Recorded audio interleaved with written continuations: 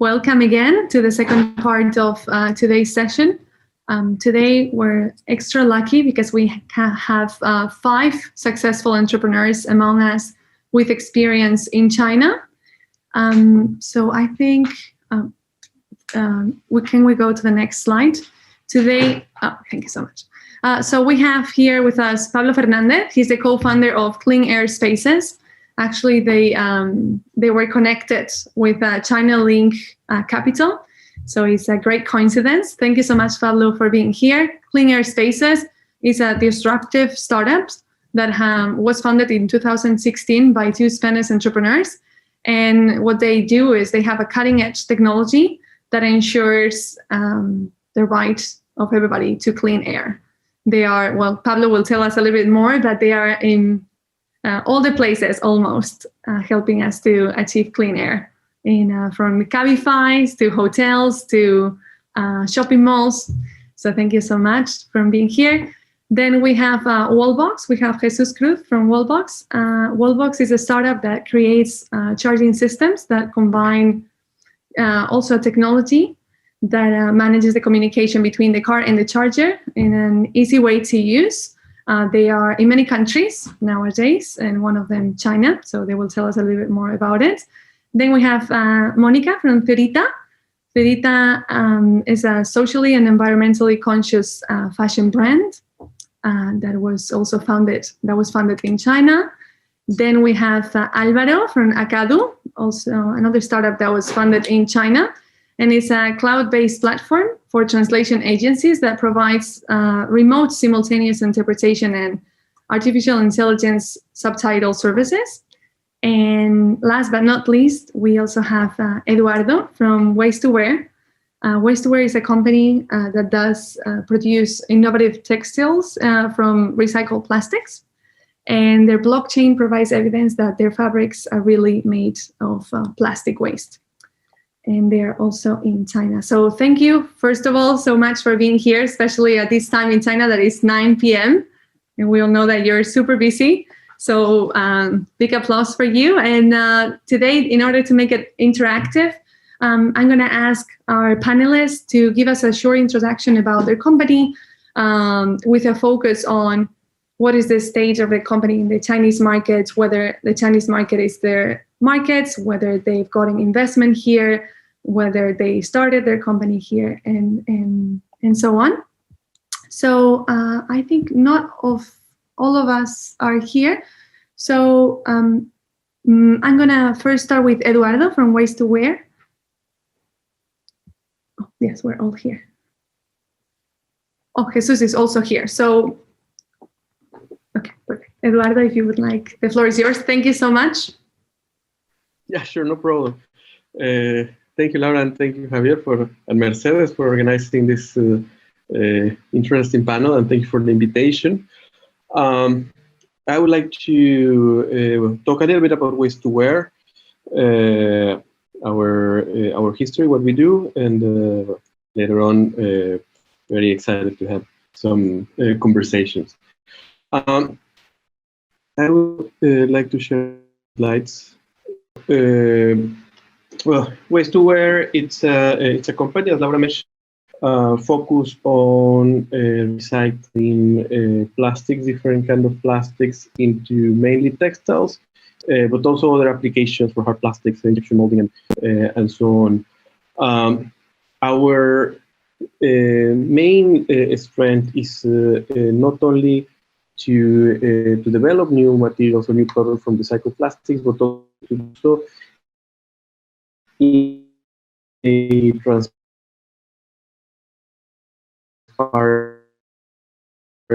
and traceable way. Waste to Wear Nicole Vision Textile, which was founded in China by an entrepreneur in 1998. It started as a textile trading company, but within the years, while this market was becoming more and more busy, it pivoted into recycled textiles and recycled materials around 10 years ago, and it was founded as a team of in 2016 here in China. Right now we have representations and offices in different parts of the world, with 90% of our production happening here in China. The rest of the production happens in India, and our main market is in Europe and the Middle East. Right now we have several customers, international customers that are using our product, but are using also our traceable systems. There is one omission in this chart, a very important one, which is Rita, which is also a partner of us, and Monica will, their CEO, will be talking later about it. We are very happy to be partners. The reason of all this is that in the last 10 years, the whole landscape of recycling plastics and plastics in general have been changing. While it was a topic that was not very much, that didn't have a lot of interest 10 years ago, in the last 5 years has become a much more of a pressing matter, particularly in European markets, where there is a lot of new regulations and new policies that are coming into place between 2025 and 2030 to reduce plastic production, plastic consumption, and particularly the use of single-use plastics. Just to give you an example of one of the pledges that are being made by a group of companies. You can see here there are more than 70 companies that are pledging that by 2025 they will be using at least 45% of their polyester made from recycled plastic bottles. Now, what does that mean? That means that the demand for this kind of material is growing in a very unexpected way. It is great. It is great from an environmental point of view, but that creates a lot of issues. The main issue here is that actually recycled materials tend to be more expensive than regular plastics. So if I make a garment or a product from recycled plastic bottles, that is going to be, the production of that fabric is going to be more expensive than if we just use regular polyester made from oil and gas. Now, this, of course, creates opportunities for fraudulent practices, which have affected the market very strongly in the last few years. Because at the end of the day, with so much development to increase the quality of this material, what happens is that it's almost impossible to see the difference between recycled and non-recycled. So what we have done is to develop different traceability tools, mostly based on blockchain technology, which allow us to trace the whole supply chain from the place where the bottles are, or the plastic waste is collected, all the way to the place where the end product is produced. We need to understand that between the first step of the value chain of recycled plastic products and the last step of the production, we might have involvement of 10 different facilities, which have to have compliance in terms of labor, in terms of chemical and hazardous substance management, in terms of water treatment. Because at the end of the day, we're trying to make a sustainable product which is recycled. We have to, of course, take care of every other aspect of it. Now, we know that the textile industry is known for having a very opaque supply chain. And what we try to do is to change that and make sure that whatever happens through the whole process is very clearly documented and is very clearly recorded and reported. That also helps us to create environmental impact reports, where we can have a better measurement of carbon emissions, water consumption, etc. So just in short, our main objective is to create transparency, traceability, and bring accountability into into the recycling industry.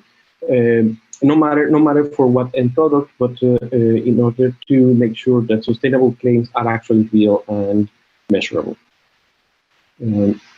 Sorry to interrupt, Eduardo. Please, yeah, if you can jump to the conclusions, because later I believe that there will be some questions for you.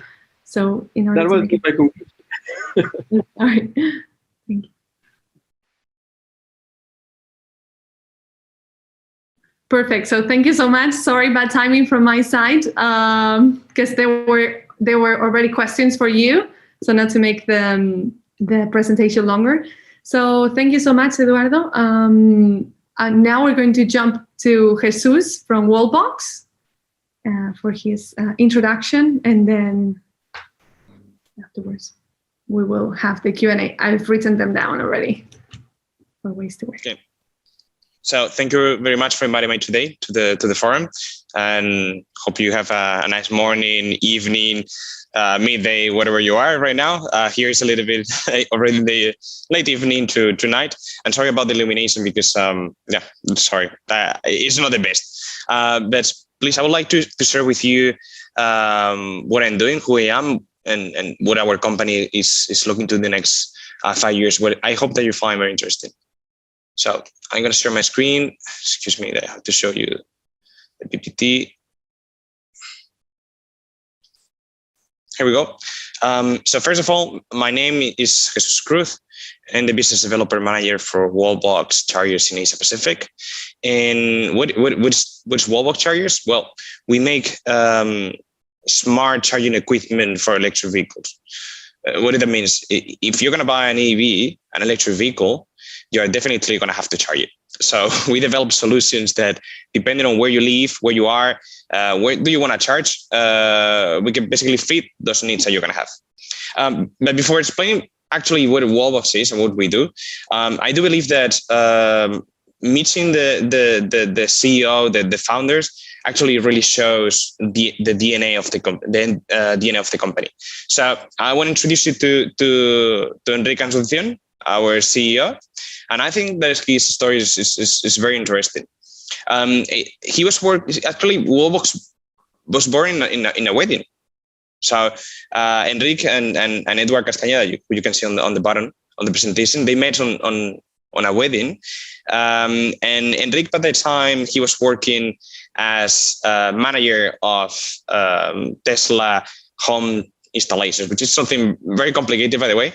But he got to meet the market, and he realized that the products that were available at that time, they were very, very good products, very industrial products. But hey, if you're going to buy an EV that it's not exactly cheap, especially 7 years ago when they founded Wallbox, you're going to you don't really want to have a fridge-looking charger in your garage. Yeah, that's the kind of charger that we think of when we think about charging your vehicles, but that's not really how you're going to charge your car. You're going to charge it in your garage, you're going to charge it in your house, you're going to charge it in your parking lot. And they realized that if we think about EV charging, at least in your house, it is closer to what we understand by a home appliance, like an AC. So what you're going to want is actually two things. First, you want something small, you want something compact, something even stylish, that you can have in your garage and you don't really care about. And then you want something smart, something that you can interact with, something that can provide you some value added. And if you get into EV charging, you will understand more and more that a car takes a lot of energy to charge, a lot of energy. And if you don't want to trip the switch, I'm pretty sure you when you connect the oven in your house, the washing machine, even the stove, whatever you have, at some point you're going to trip the switch, right? So imagine if you connect your car. So we have solutions, or let's say the households need solutions to avoid these situations. And that's why the style is Wallbox. And although we have grown as a company, and to the point that we actually went IPO last year in October, We are now listed in the New York Stock Exchange, being the first Spanish company doing so. Well, these two pillars have been always with Wallbox, and when we have developed new products, they have been always there. So as of today, we're a company of around 1,000 employees. Most of them are in Barcelona, where we have our headquarters, main factories. We actually inaugurated a new one not too long ago. We have also headquarters for the North American market in the US, in San Francisco, also opening a factory in Arlington, Texas for the North American market. And then we have also a regional office in China, in Shanghai, for the Asia Pacific market. That's the one that I'm leading and the one that I founded. From there, basically, we provide support to all our partners to the Asia Pacific region. So when I joined Wallbox 2.5 years ago, we were selling chargers in just a couple of markets, New Zealand and Singapore. Now we are selling chargers in every single market, as long as they're EVs. And we decided to establish in China also because we have a joint venture with FAO Group, Ichi. And we actually produced the charger for Hongqi brand. Very interesting, very complicated. But yeah, we move into China and we definitely moving into a production capacity.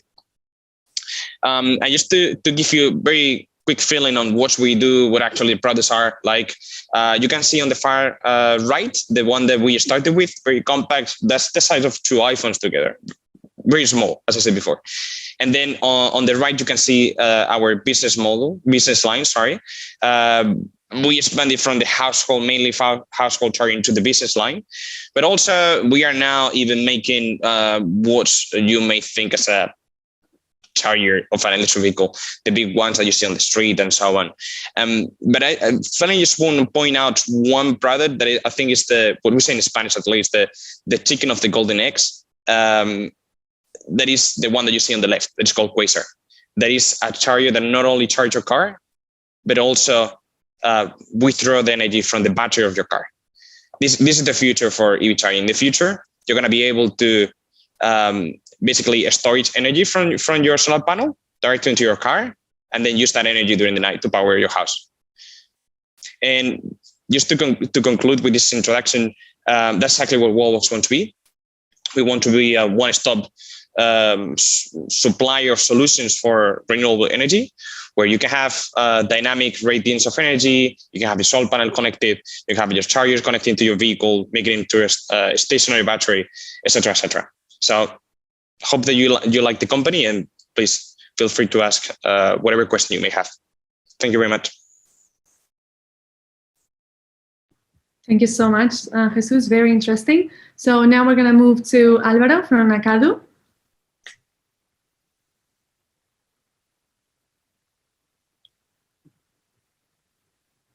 If he's here. He's probably, is this Álvaro or a chatbot? He always uses chatbots. Okay, maybe he's stuck in a meeting. So is it okay if we jump to Pablo from Clean Air Spaces?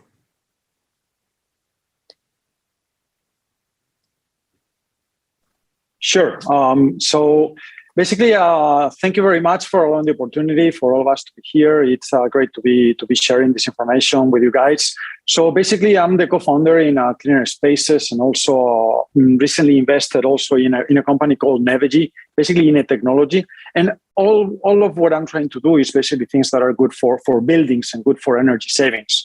So Clean Air Spaces is a company that basically focuses on technology to create healthy indoor spaces. And actually, more focusing on this company for the next slides. And more, I'm going to talk a little bit also about the road and the pain, let's say, of being an entrepreneur in China. So the two of us, Miguel and I, who founded this company in 2016, were two crazy guys that said, hey, indoor spaces are horrible. Let's do something. And we started with basically nothing and ideas and push and will. And we basically everything that we wanted to do is make people safer and healthier in their spaces. From then until now, we've installed our equipment in over 32 million square meters. Over 1.6 million people are daily using our products. We're monitoring 18 million data points daily. Our customers, I'm sure you know most of these companies, our customers are are big companies that worry about the quality of their offices, their hotels, their employees, their visitors, etc. And basically, the solutions that we created are solutions that are going to be specially connected to a cloud server. This cloud server has an artificial intelligence process that's constantly learning about this building, whether it's a good building, a bad building, and it's going to be able to turn equipment in that building on and off automatically without any user intervention. What we achieve by this is we achieve having perfect indoor spaces, free of virus, free of bacteria. Now with COVID, obviously our company has grown a lot. And what we managed to do is make the people feel safe, feel that they're in space, that they can work, that they can perform, that they don't need to worry about anything else because everything they're doing is in a very safe, controlled environment. And at the same time, we help these buildings save a lot of energy because we can understand if, for example, if the air quality inside is good, I can turn some devices off and start saving energy. And if the air quality inside becomes a bit worse, then I can proactively turn those devices on, still managing the air quality and making sure that everything is perfect inside. And this is what we've been doing for all these years, and it's actually been quite a ride. This is an example of one of our customers. This one is here in Shanghai. It's a French company called Saint-Gobain.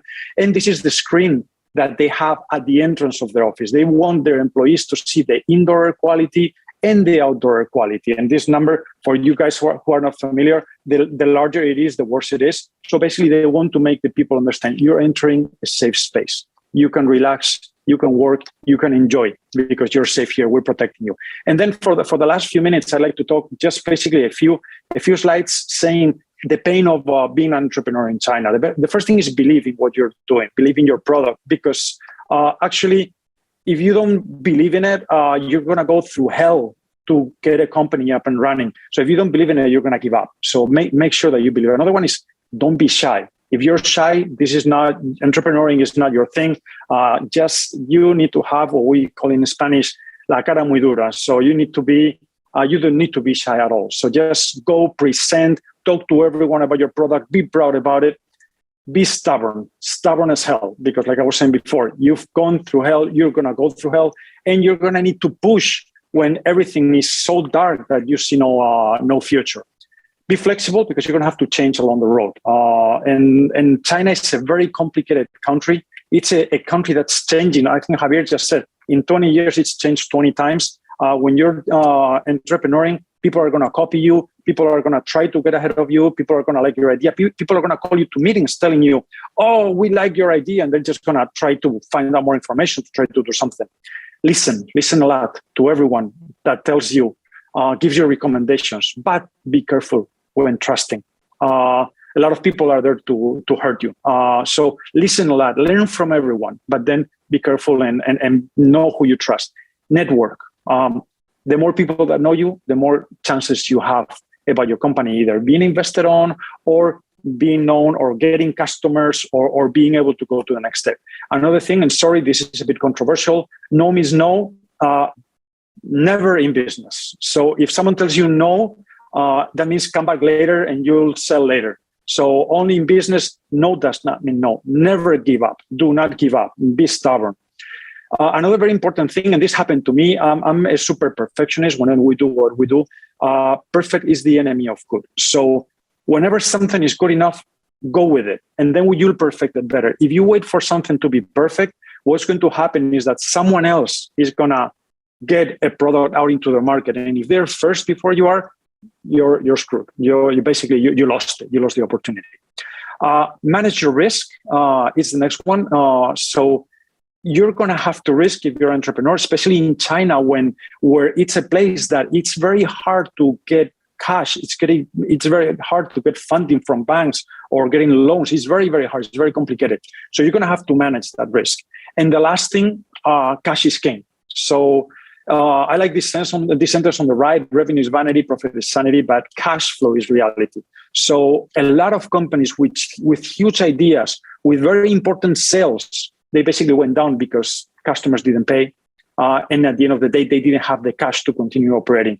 So take care of your cash. Don't worry about the P&L. Don't worry about the balance sheet at the beginning. Make sure that you have cash to go on. And basically, this would be the lessons that I've learned by entrepreneuring, especially here in China, where the environment is a bit more complex than in many other places. And again, happy to share more about the company and about the road of entrepreneuring over here with you guys. Thank you very much.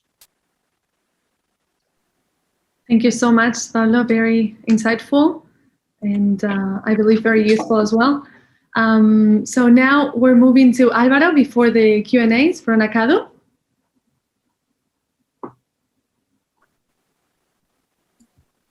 Hello, everyone. I'm going to share my screen.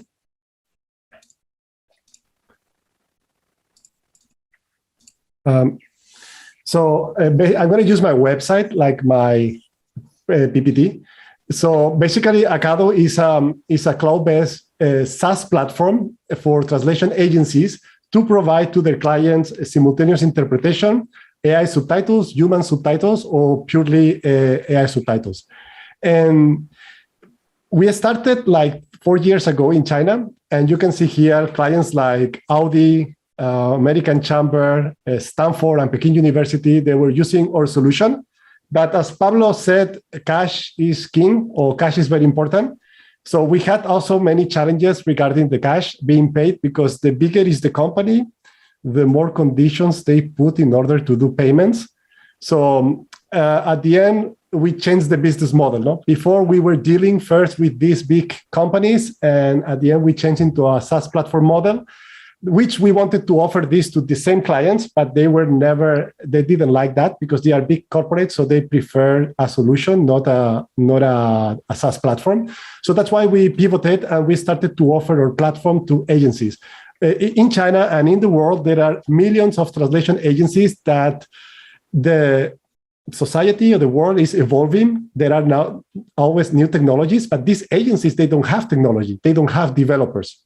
So that's why they like this idea. They like to be able to use our platform to suddenly enhance their portfolio services.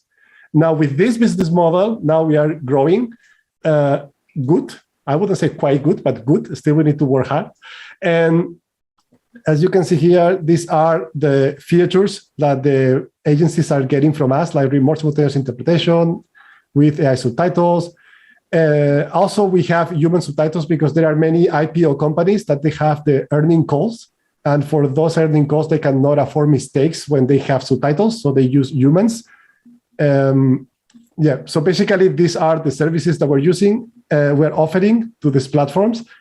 And here are the clients that are actually receiving the solution from our platform. Although these clients, usually they don't know it is us behind, but it's fine. We're happy. And another thing due to COVID is that actually the virtual world, the streaming world have been booming and growing. So this is an image that I wanted to show that we are now actually pushing and is going well. We are actually now offering to the not only now agencies, but also the multinational companies, this video player. Is like can be like a YouTube video player or any video player, but the difference is that this has this headset here, which allow you to listen in multiple languages. So now big corporate multinational companies that they have many announcements, press release, or even internal trainings, they can offer this using their own website, because we just give them a player that can be embedded with one line of code. It's an iframe. An iframe can be embedded in a website, and now you can stream in multiple languages. It's pretty cool. If you guys have IPO companies, I think someone here has an IPO company, you can consider this player. And now this is basically the summary of Acado. It's the SaaS platform, and now the player, which we are now integrating in many multinational companies. That's it. Thank you so much, Álvaro. So last but not least, we have Monica from Turita, her introduction before we jump into the Q&A. And in the meantime, I would like to ask our attendees to use the Q&A function to start writing down the questions. Hello, everybody. Thank you very much for having me. I'm Monica. I've been an entrepreneur in China in like different businesses for 14 years. So I actually came 2008 with the crazy idea that you could start something here because it was the future of the world, right? So I've done my share. My business, Rita, it's a fashion brand. So basically, like 7 years ago, I was here and I was pregnant with my first child. And I was like, what am I doing on the other side of the world? I was doing a business that I was not passionate about. And kind of like, as Pablo said, like, you really need to be doing, this is going to cost your skin, right? So it needs to be something that you really feel passionate about. So I felt passionate about two things. One was making the world a better place through business. The second was fashion. So I decided to switch into fashion, and I developed my own fashion brand. And at the beginning, we wanted to do something that was sustainable, a little bit more sustainable. And we started doing things that had a better, just a little bit better fabrics. But over time, we developed a very comprehensive system of what sustainability would mean for a fashion brand. So certainly materials, but also how you measure your impact, how you offset it, like the damage that you are creating on the planet, how to be more inclusive, like a very wide range of things. So last year we got certified as a B Corp corporation. So a B Corp certification, it's kind of like it's like a proof of saying that you are a business for good, like a force of good in the world. And then we thought, like, okay, how can we multiply our impact? So in a way, I always feel a little bit guilty and a little bit shy. I think, like Pablo set the tone for the conversation. And I felt a little bit shy. I never felt very aggressive about the brand, because in a way, I always felt I love my brand, it's my passion, but I always felt that it was a little bit part of the problem more than part of the solution for sustainability. So we figured that if we could apply all of those contacts, all of those best practices, all of those great materials that we were using to others into their transformational journey into sustainability, then our positive impact in the planet would be much more. So besides Rita, we opened another B2B business. So Rita now operates in China and in Mexico. And we opened a B2B business that is Nest. And with Nest, what we do is we source and we solve. So source means the traditional business of sourcing textile products from China, but only sustainable things. So we, as Eduardo said, we work with them with ways to wear, but we also kind of like, we figure what are the best, the most sustainable zippers or buttons or little labels, packaging. So our idea was like, whomever talks to us and comes with the decision that they want to substitute a part of the product into a more sustainable alternative, we are ready to offer it. And then we solve. So customers come to us with problems around sustainability, textiles in China. That could be things like, we have thousands of meters of fabric abandoned in China. How can we recycle them? And we help them through those processes. So it's a very interesting journey. I'm extremely passionate about the idea that China is becoming sustainable, and then there's a lot to bring from China to the world in terms of sustainability, which I just found out that it's not the image that the world has about China, of course. And I've been here for such a long time, and especially stuck here for 2.5 years, that I got lost in the perspective of the world. But it's extremely important that the world understands the value that China can bring to them, because China knows much more about us than we know about China. First thing. And second, it's extremely important that we support and that we play with the sustainable business of China, because carbon pollution, water pollution do not have a passport. So there's no way that we can say like, but if China is not sustainable, it's not the problem. It's everybody's problem, no? So that's a little bit, that's our vision, how to play in this combination in that angle. Thank you so much, Monica. Again, very insightful. So I think we can jump to the questions. The first question here is about Pablo from Clean Air Spaces, but I think if some of you want to answer later, that would also bring a lot to the table. So this question was about IP. What kind of problems, because you've mentioned, I guess, what kind of problems have you found about protecting your IP, and how would you advise entrepreneurs? into this topic? Okay, this is a super interesting question, and especially before I started Clean Air Spaces as a company, I was working in an IP company, a company that handled intellectual property. So I'm pretty well aware about how that was. In the past, China was a disaster for IP. So just to tell you a very quick story, you know that there were many fake markets in China where they would sell fake clothes. And actually, North Face, one of these big brands of winter clothes, they actually searched until they found one huge factory in Guangdong where they were manufacturing these products. And actually, they sued that factory in an IP claim. And actually, that a judge, the sentence was, okay, I'm going to fine this factory 10,000 renminbi, which is like a couple thousand euros, 10,000 renminbi, and they need to close the factory in no more than 6 months. And North Face, like 6 months. In 6 months, they can manufacture 600,000 jackets. So, but they have 5,000 people working there. I cannot lay off 5,000 people from today to tomorrow. So they were hyper protective of everything. However, rules have changed a lot in China.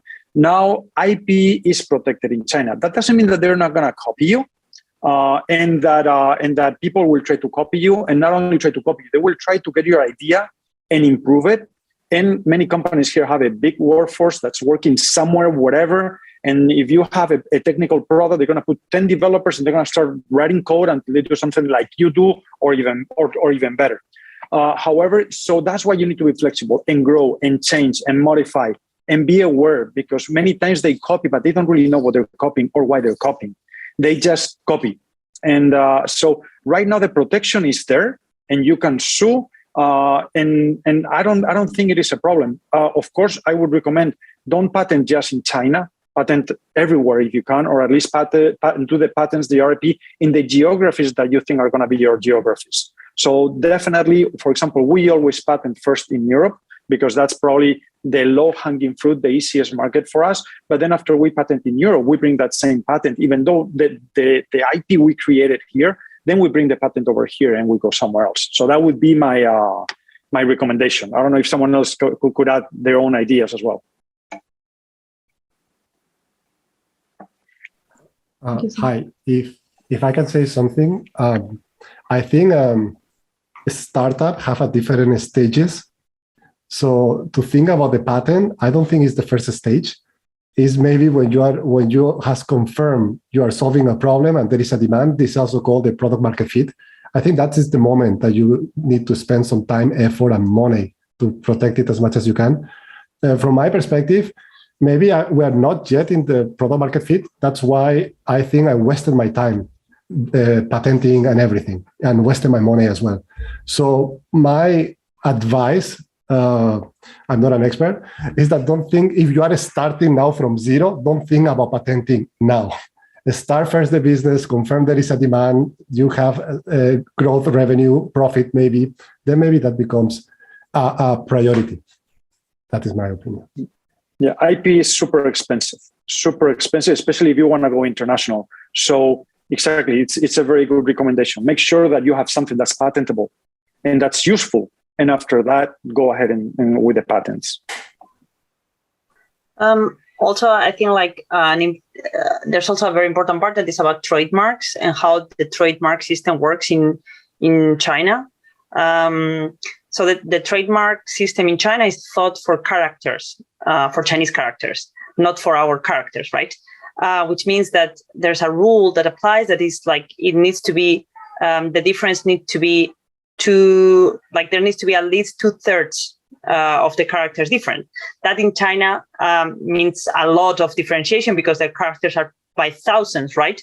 But in our letters, it is very difficult to actually find a trademark that is not occupied.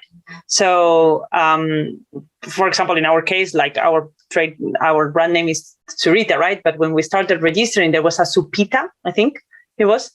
And then because there was a Supita, we could not register Zurita. And it was like, that's not Nike, it's not, I'm trying to register Nike when there's a Nike.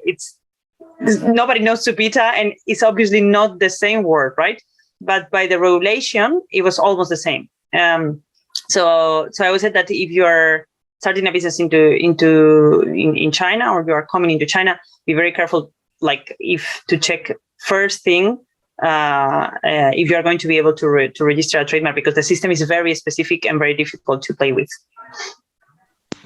So actually, let me add on top of that, because I think that we have that exactly same experience before. We tried to register our company. We have really the name. It was selected. We thought that we just get it. The Chinese name, and obviously not the European one. The European one is just a matter of just sending the patent the trademark to China. But we thought it was clear. No one else was in our subcategory, and then they came back telling us that in the category, so it's above the subcategory, there's someone else that has raised the whole category with a similar name, kind of not really. In my opinion, it wasn't really that similar.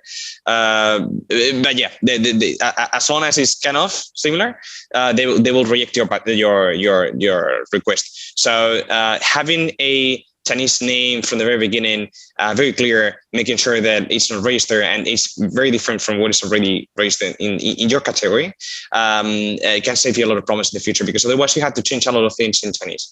And you don't really want to change your WeChat account, you don't really want to change your website, etc., because people don't know you by the new name. They know you probably by the old one.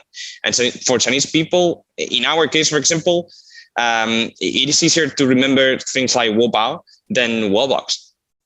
So they know us by our Chinese name, not by the European one. And another thing that I wanted to comment about patents is that be careful with patents. When you file a patent, you're revealing your secrets. So many people use that to do something that's close enough, but without breaking the patent, to be able to copy what you're doing. So be very careful when you're doing a patent. Do it as late as you can, but not too late. So that is because obviously IP makes your company more valuable. So you want to have IP when you go to evaluation, but be careful. You need to be very, very careful and make sure that you do it at the right time and you're not revealing your secrets to someone else that can copy it. And because you cannot patent a box with 4 wheels and nobody else can make a car. You have to make it very specific. So you will be revealing a lot of stuff. So you need to be careful. Perfect. Thank you so much. Now we have another question that is from Lucas. He would love to know what were the main challenges that you as founders of these companies faced when you were starting the business, how you dealt with them if possible, and where did you start? Lots of questions. Lucas wants to know everything.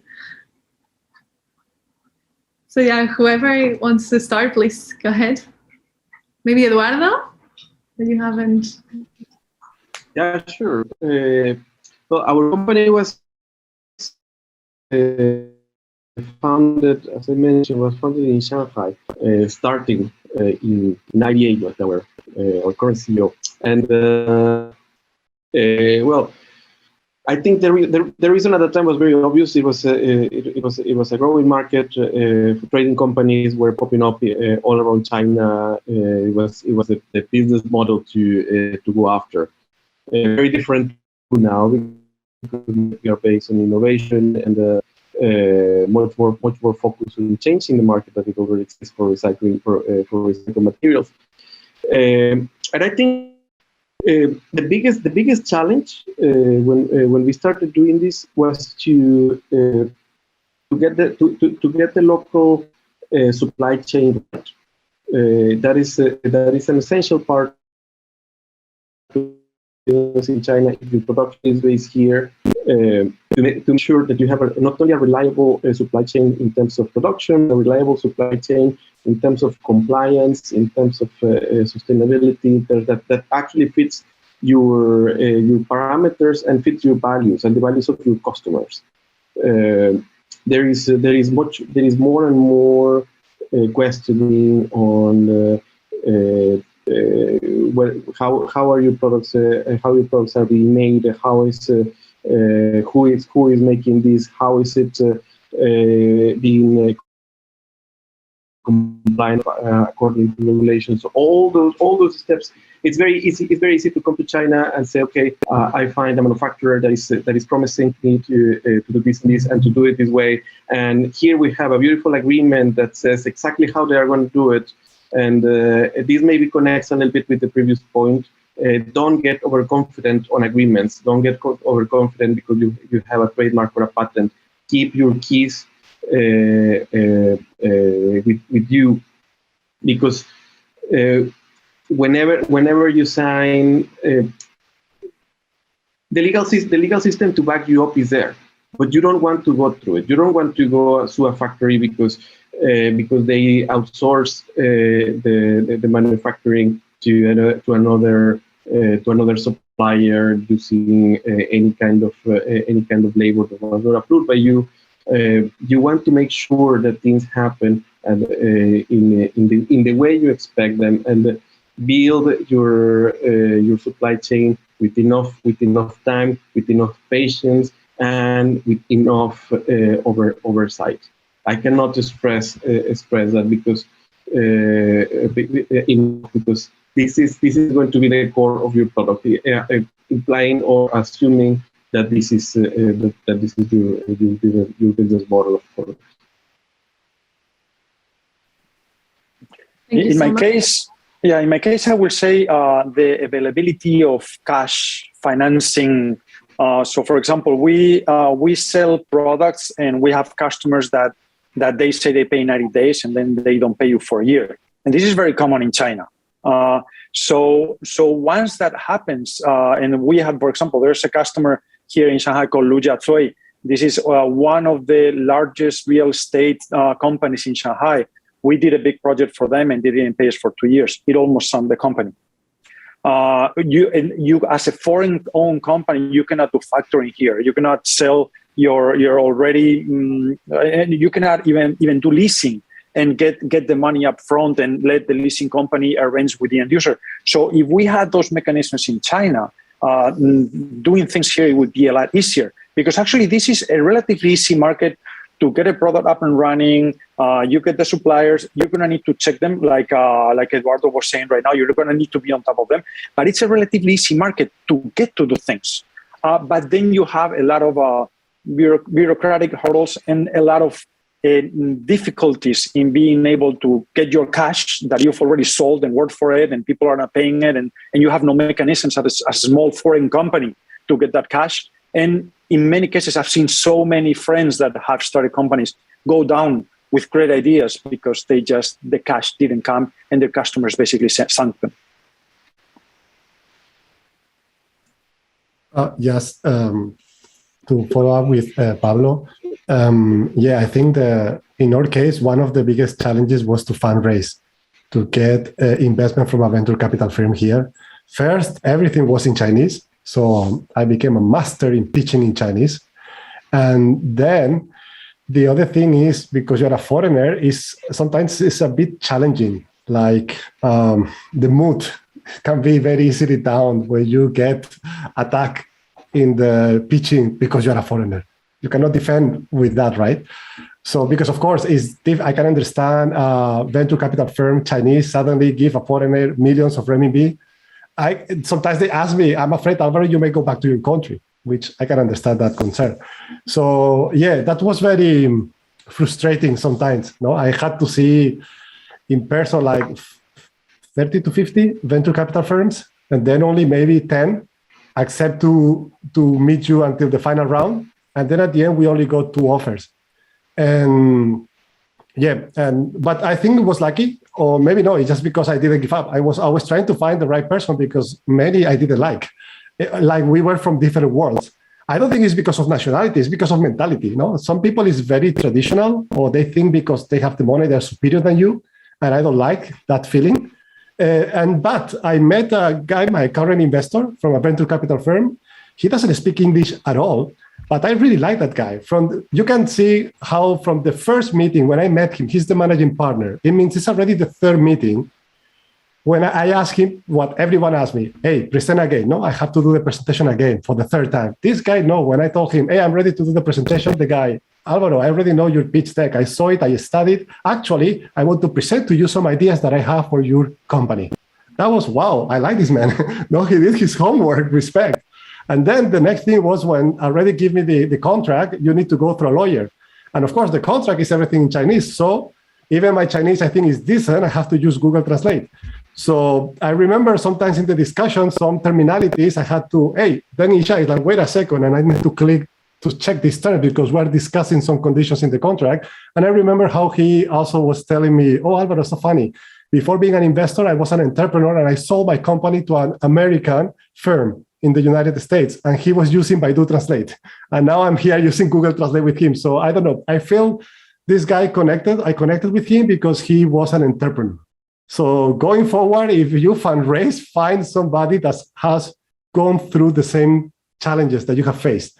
And if it's some Chinese investor that also fundraised from an American firm, then he will understand you better than anyone. So I think at the end, it was very hard at the beginning, but the ending was good because other investors, sometimes, for example, they didn't want to talk with me. Even I can understand. It's just because I'm a foreigner. They prefer to talk with my Chinese colleagues. But I was telling him, man, I'm the one going to sign the contract with you. You should explain me. You have concerns. Don't jump me and go in my back to talk with others to convince them.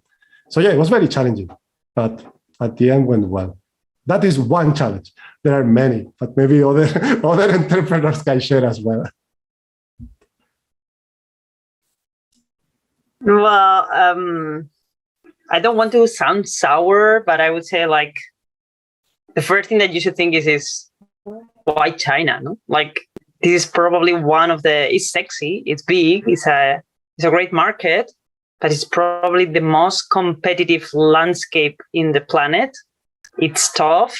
You are going to always be an outsider, no matter if you speak the language, no matter how long you have been here.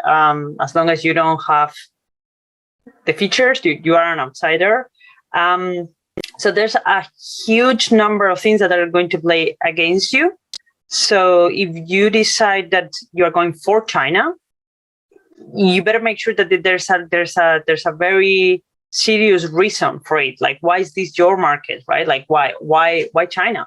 Because right now there's ways to start businesses online and for anywhere in the world, in your own language, or maybe like, in Spanish, in English, in markets that are way less competitive, where a lot of the things that they are here already, they are not there, no? So when most of us started, it was a completely different market. Like when I came to China, it was the time in which we were bringing innovations and bringing business models from the world to China, right? It was like, oh, they don't have this game yet, or they don't have this thing that we do have. Right now, we are almost on the other side of the story, right? There's so many things that are happening here that if we look into Europe, if we look into Latin America, if we look into other places in Asia, in Africa, like there's so much that we can bring outside of here, no? So that's one of the things that I think if I was to start now on this time, I will be very careful and I will review it very, very carefully. I've done a couple of like talks like this, and people come to me afterwards and like, hey, I have this and I want to launch my brand in China. And it's like, well, why in China? Like, no, and and that thing about like, if I get every Chinese person to buy me 1 RMB, I will be it's never ever going to happen. So I think you better have a very clear market fit. That's a critical thing for me about China.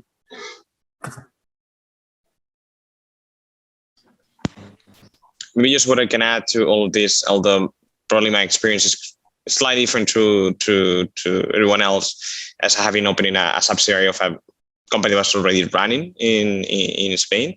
I found the most challenging part to be able to grab the right talent in the market, especially because the office that I opened was already meant to be for abroad, but it was started used by a single person. So it was not really a famous brand that everyone knew that will attract the best talent in the city that could speak the best English. No, it was something that they didn't knew, and it was difficult to attract.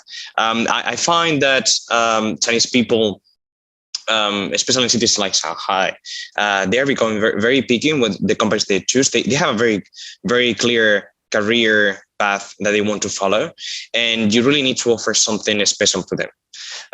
As a foreign company, this is starting from scratch. I would say they still want to have the European experience, in the sense that they want to have something balanced in their life, where they can choose obviously they have to work the time they have to work. That's obvious, right? That's why we sign a contract, all of us. But then they can choose when they want to work, and how much they want to work, and at what moment they want to work. They want to have some kind of a balance, like a good feeling in the company, that they just don't feel like they go to actually work, but they just go to do what they do every day, just with their colleagues, just to have some time, they can have drinks, etc., etc. So I found very important to set up a balance within the company, and provide them with something else that is not going to a table, sitting down, doing the work and going back home. That's just my opinion. Maybe it's different for someone else, but so far I found it very useful. And my colleagues are still working with me. My Chinese colleagues that I hired 2 years ago, they're still with me. They didn't leave. I think he touched a very, very good point. Shanghai is a city of many rich kids. Parents that have houses, and then suddenly these rich have houses that when the parents bought them, they cost nothing. And now the real estate in Shanghai is incredibly expensive. I had one employee that came to work in a Maserati. I had no money. I had my startup and I was working as hell, going down on the floor, laying out cables so that the computers could work in the office. And the guy came in the Maserati. How can I motivate that guy to go down on the floor and put cables if he's got everything? So workforce is super complicated. There are many people here that they just work because they have to work. Their parents want them to work, but they have everything. So it's quite complicated. Labor workforce is really, really complex. So it's hard to find people that are loyal and that are going to be with you and that they will not say, this is too hard. It's too hard to work. I want to go do something easier.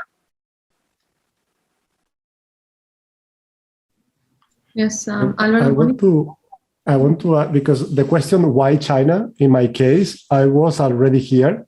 I was studying an MBA in Tsinghua University in Beijing. And as a bad student, I skipped some classes to go to all the startup competitions because it's very hot, the startup ecosystem here. So there are always competitions everywhere. And me, I like to build things. So I went to a lot of competitions during my MBA time. So don't ask me about my scores in the exams, but in the competitions, some of them I win some competitions. And I remember there was one competition that they were giving some lectures, and the lectures were in Chinese, and there were many foreigners. So that's why I decided, okay, I'm going to build just a prototype, a speech recognition system, then translation, AI translation, and then I just give to these classmates. And with that prototype, I just show it, can I join in the competition with this? They say, yes, sure. And I remember in the final, I was talking in Spanish and I was showing the live subtitles in Chinese behind, and it got me the second prize. It was a competition sponsored by Facebook. So Facebook gave me money. And it was in that moment, the first time that I pitched to incubators, accelerators. There was one accelerator of the university who approached me and told me, Alvaro, this idea seems good. You got a good grade from the investors, the judge, and you got the second prize, even money. Why don't you incubate your startup here?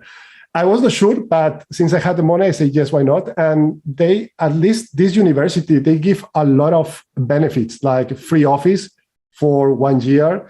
Also a lot of mentors for free as well. Also, they help on the registration of the company. So everything was set up very fast. They really, really help a lot.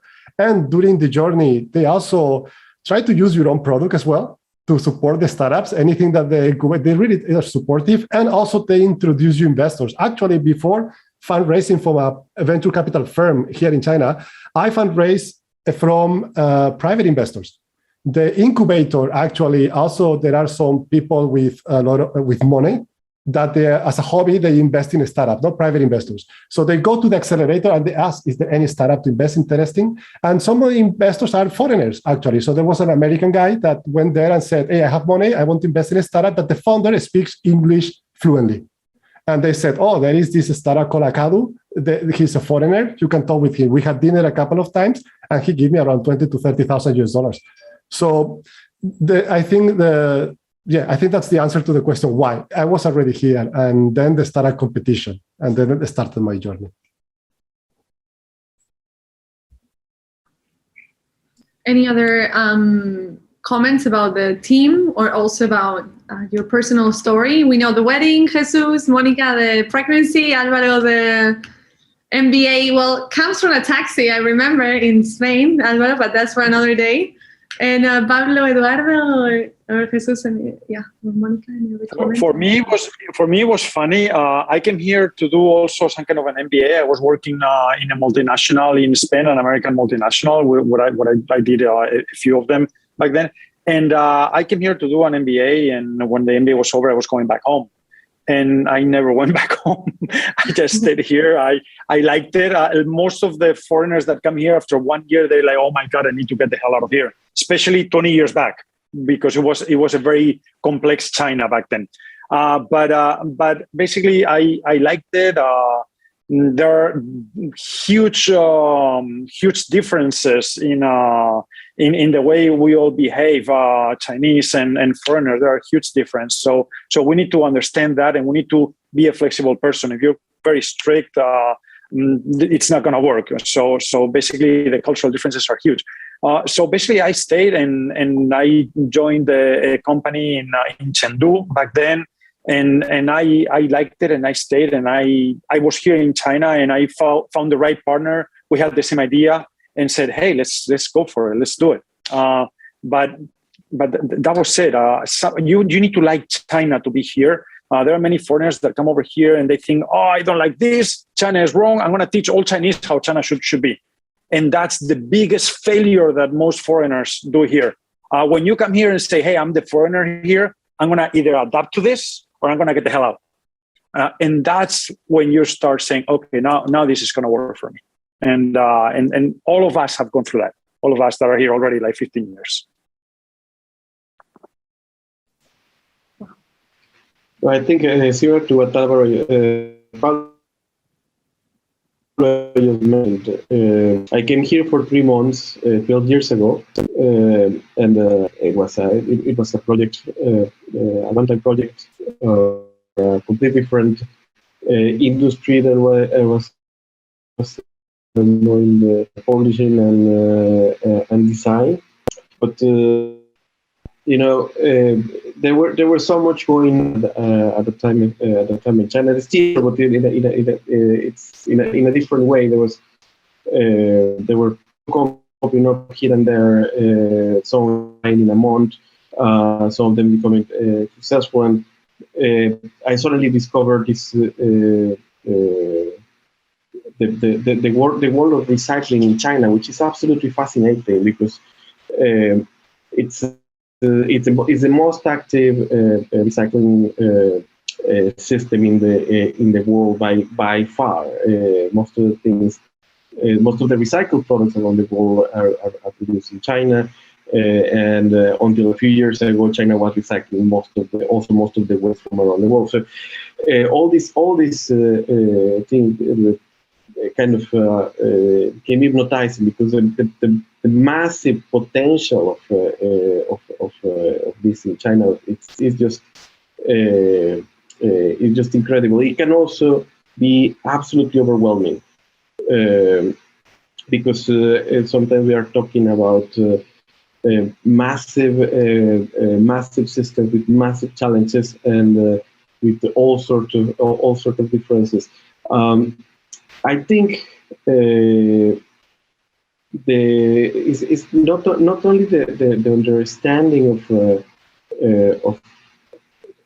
of how things work here, but actually understanding the fact that you will never understand 100%, regardless of the language, how things work, and being at peace with that fact, that even after 10 years or 20 years.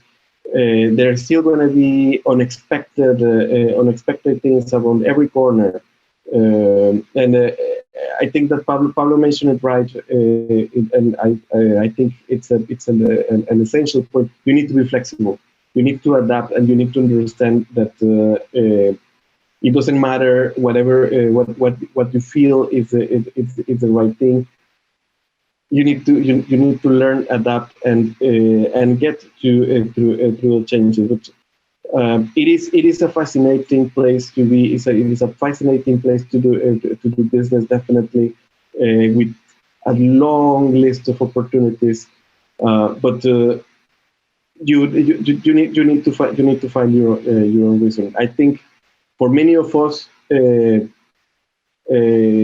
was destiny that happened, and someday you end up in a place with an opportunity in front of you, and you just reach it. Sometimes it's a much more calculated decision. Either way, think about it and take it if you feel that's for you.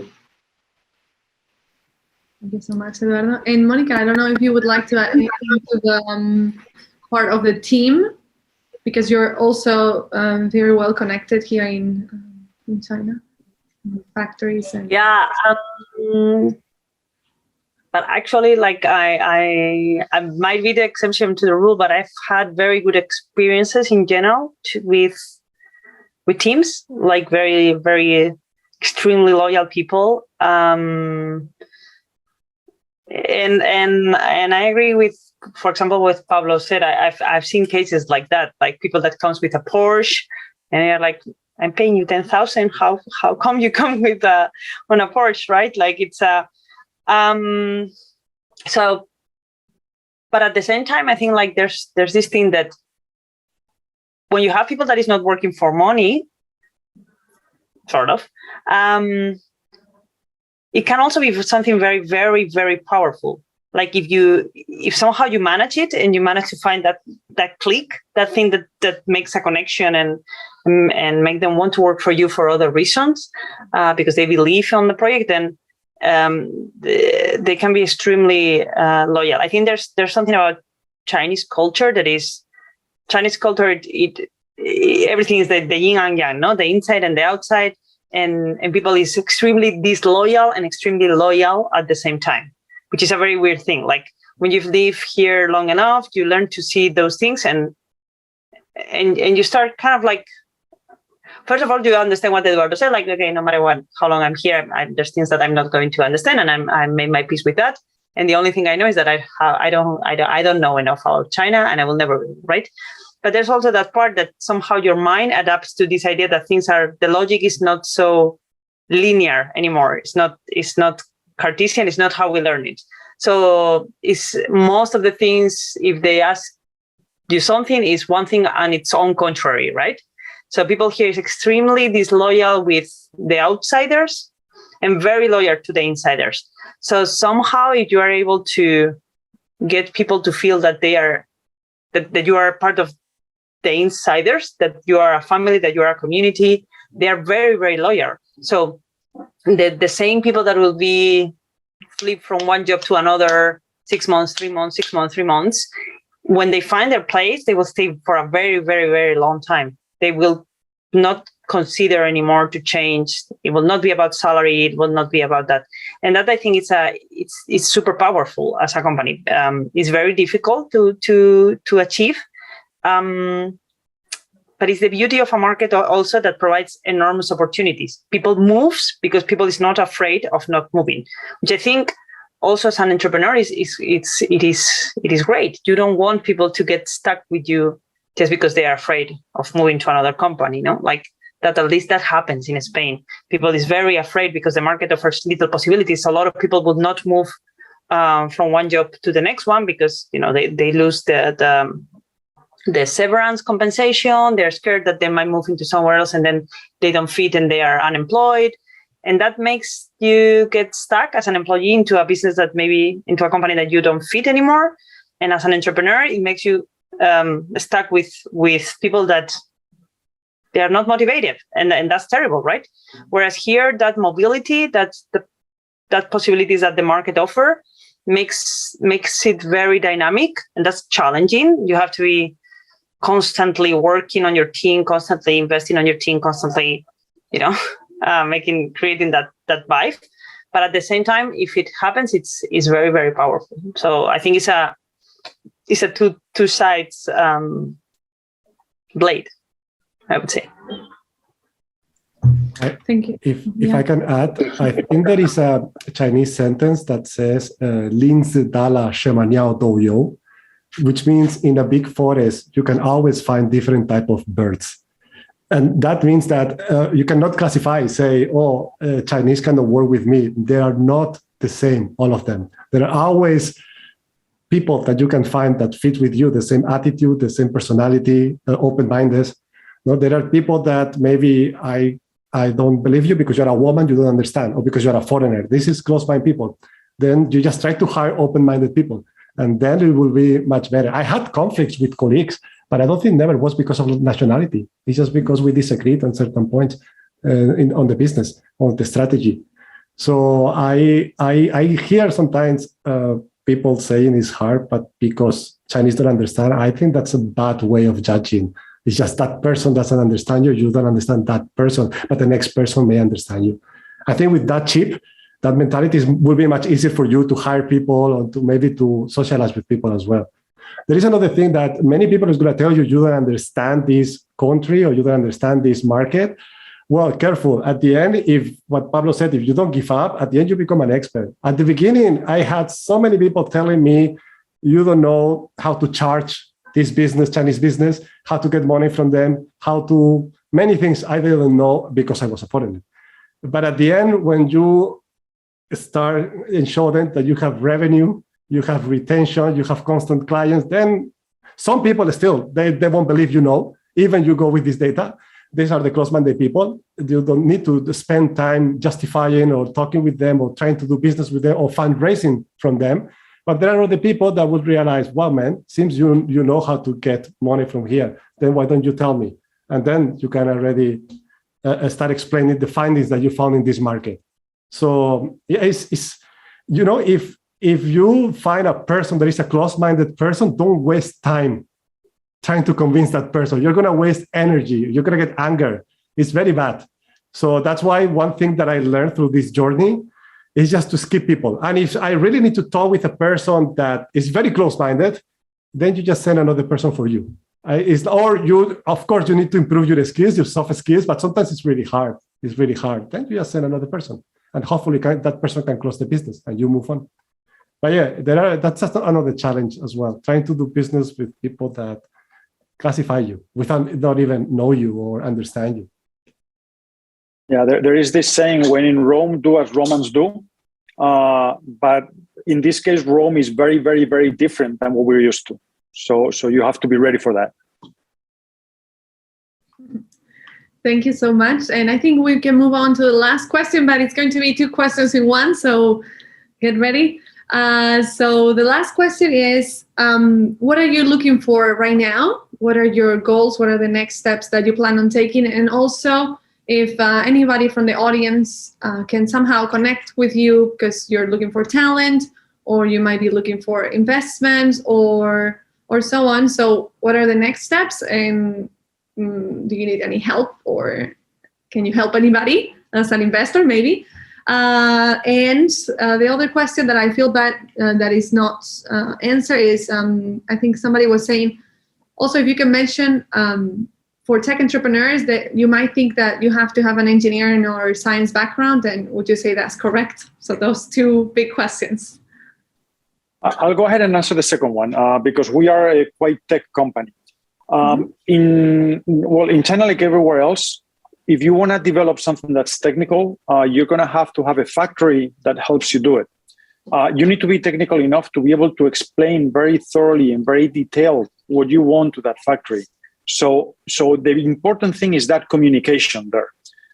If you cannot handle that communication, then it becomes complex. There is one role that is very, very hard to find in China, which is the person that understands the business and understands the technology. The people that can bridge this is very hard to find in China. There are some roles, for example, very good marketing people. These are hard to find in China. So you need to be able to communicate with whoever is going to be manufacturing these products for you. If you don't have a technical background and you cannot go down to the dirt and explain the details of it, it might be hard. If you have someone that can do it for you, then that's solved. You don't need to have that technical background. But definitely, you're going to need to be able to go down to the dirt and explain very technical details to the factory so that they do the things right, and so that the quality of the product that you're doing is stable. Because that's something that's very important in China, to do follow-up and to be able to have all these testing procedures, especially on technology-based products. Jesus, I see you. I would like to add something at this particular question. On a personal note, I'm now in charge of research and development of waste to wear, and that goes in different areas. One is the tech part for the blockchain development and for all the traceability systems and tools that we have. We also that also includes a lab, a chemical lab, in which we do several kind of testings that we develop, and of course all the environmental technical part. My background is in literature, so I can assess that not always, but you do need two things. You need the will to learn a lot of stuff, a lot. And be humble enough to always listen to advice from the experts. So you don't need to be an engineer to be in these areas, but you do need to have your homework and compensate for that for that, and get surrounded by the right people. That's just from my personal point of view. Yeah, from adding onto that, I think like if you're going to start a business, it needs to be about something that you are passionate about, that you are able to spend many hours on it, right? So it's not about being an engineer. In principle, if you are an engineer, it's because you were already passionate about that and you develop a career on that area. So that makes you an expert, that makes you able to fulfill that role. But I remember my first business was in a completely different area, right? And when I moved into fashion, into textiles, that was something that I've never studied about that. I'm not a designer, I'm not textile engineer, but I'm extremely passionate about it. So I started thinking, if I have spent the time that I spent into that thing, into this now, when I started, so 7 years ago, it was like I would be a super expert right now, right? So if you really are passionate and you are natural into something, you learn exponentially, right? And I think that's super important when you are an entrepreneur, because you are going to spend a lot of time on it. So it better be something that you love spending time on, right? Just my line. Oh, sorry. You can finish, Monica. Sorry. It was just that the light turned off, so I was like, suddenly I'm in the dark. So. Okay. I just wanted to say one comment. If you're a tech entrepreneur, it helps to know about the technology, but it helps in many aspects. One is for recruiting. When I started, I built the prototype alone. So I needed somebody to help me now with the backend, with the front end, to set up the servers, try to do it a little bit more scalable so we can support more connections. So at that time, I remember I was in the incubator, just showing the code, showing him how I did and asking, what part do you think you can help me? And then the developer was also asking me questions. How you did this part? Why you did it in this way? Why you connected to this service, Amazon Web Service or Alibaba Cloud? So I realized it was a very good conversation, because it's not me just throwing him, hey, help me to do this. No, it was asking for help. Look, I built this. Help me, and you handle this part, I help this part. And that's how we started building the team. This is for one aspect, recruiting, it helps. Now, for fundraising, it also helps, at least for the first round, for the private investors and for seed round, because on these rounds, the investors are investing more in the person, not in the business, because the business is going to pivot for sure. You have an idea, you throw it to the market, and the market hits you as never nobody hit you before. That's the startup world, right? So But if the investor likes the person, then that's good. And usually if you can tell them super excited, like sometimes I'm very motivated, I can show them, look, this is what I built, how it works, and I think we can do this, then I think the investor like you more because you know what you're talking about. You're not relying, of course you have a team, but you know the core thing that you have built.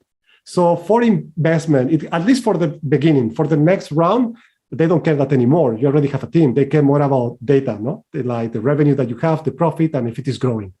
But at the beginning, it helps. So for fundraising, for hiring, I think is very helpful. So if you can learn some basics, and honestly, there are so many YouTube videos that can really help you to build because as a startup, the first thing that you have to build is an MVP, just to prove that there's a demand and you're solving a problem. So to build an MVP, I believe anyone can do it by themselves. Just watch some video tutorials. Currently, because I think I am a bad leader, I'm watching tutorials about how to be a good boss. So look, I'm also watching videos, even I'm not developing. But you can watch. There are always videos that can help.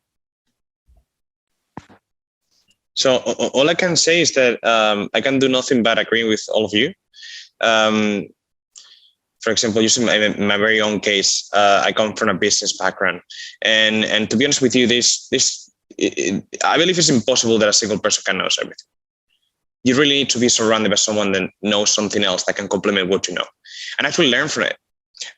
Again, I come from a business background, but I sell industrial products, so home appliances.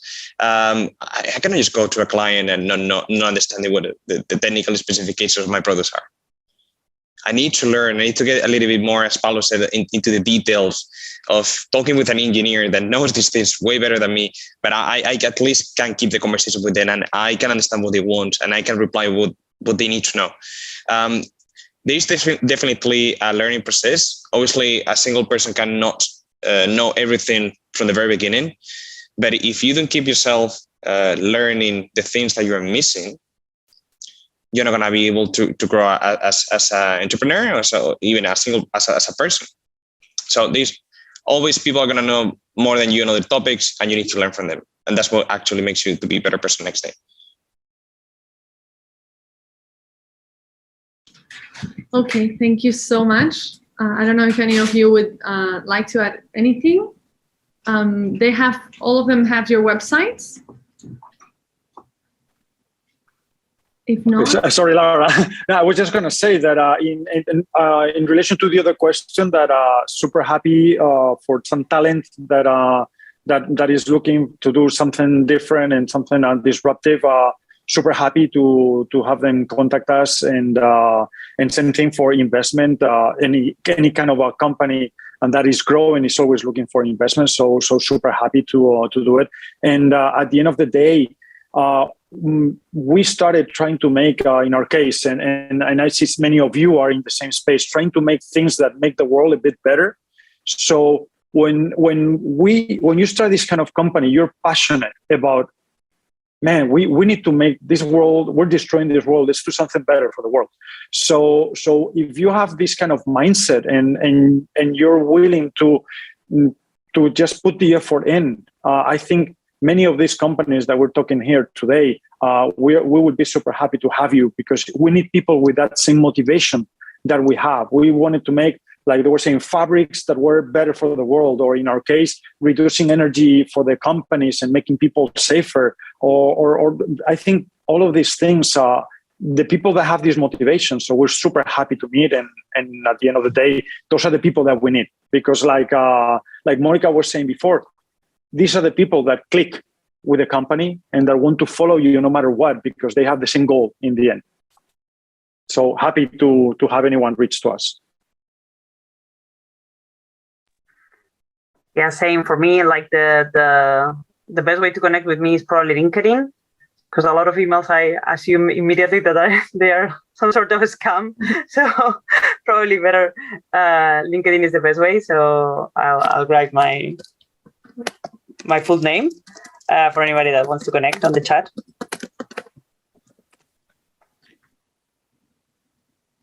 thank you so much. I think it's been very useful, very interesting for all of us, just in different stages for startups that are starting, entrepreneurs starting, and startups in higher stages that they're interested about the Chinese market. So I have just words of thank you. And yes, good night, especially given that it's 10:30 here. So big applause for our panelists today. Thank you so much. Yes, thank you.